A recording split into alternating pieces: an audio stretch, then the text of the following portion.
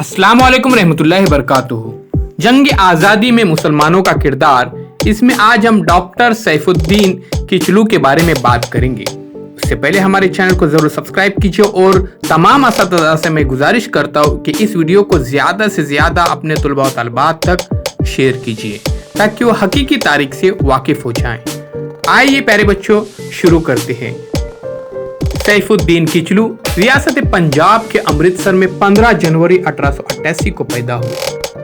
अंग्रेज हुकूमत के खिलाफ सीने में नफरत का आतिश फिशा रखने वाले सैफुद्दीन किचलू ने इब्तिदाई तालीम अमृतसर में हासिल की और आला तालीम के उसूल के लिए कैम्ब्रिज यूनिवर्सिटी में दाखिला लिया।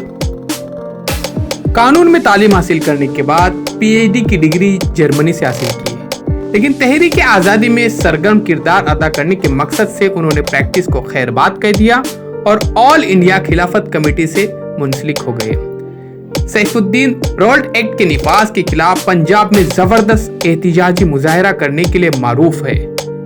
इस एहतिजाज से अंग्रेज हुकूमत ने 10 अप्रैल 1919 को किचलू और उनके साथियों को गिरफ्तार करके जेल में डाल दिया और खुफिया तरीके से धर्मशाला भेज दिया।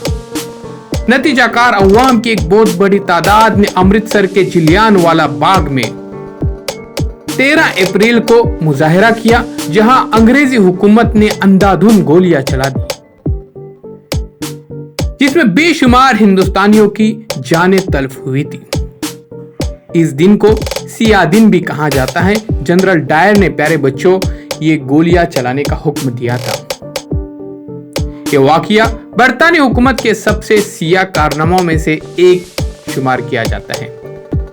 सैफुद्दीन किचलू उन मुस्लिम लीडरान में से थे जो तकसीम हिंद के खिलाफ थे। वो एक सच्चे कौम परस्त थे और हिंदू मुस्लिम इत्तेहाद के हामी थे। इनका इंतकाल 9 अक्टूबर 1963 को दिल्ली में हुआ।